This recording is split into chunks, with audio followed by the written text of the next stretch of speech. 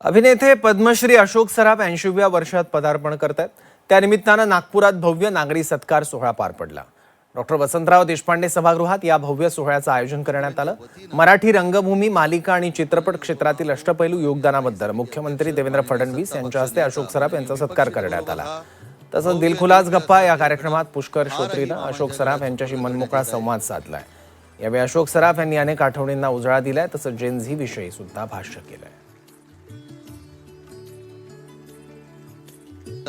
आपले लाड मामा यांना आहोत.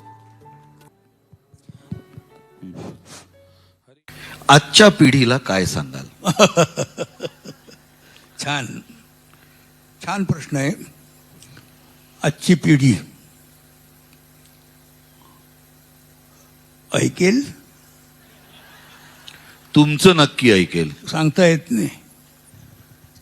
आजची पिढी कुणाचंही ऐकत नाही. ऐकताय? कारण काय असतं, अर्थात ऐकत नाही याला त्यांची काही कारणं असतील. त्याला आम्ही म्हणतो ते पण बरोबर आहे असं येऊ शकतं. तेव्हा कोणाच्या सांगण्याच्या भानगडीत पडूच नाही. ही गोष्ट चांगली, काय उपयोग नाही त्याचा रे. प्रत्येक माणसाला हे स्वतंत्र दृष्टीने विचार करायचा हा निसर्गदत्त हेच आहे ना, अधिकार आहे. अधिकारच दिलेला.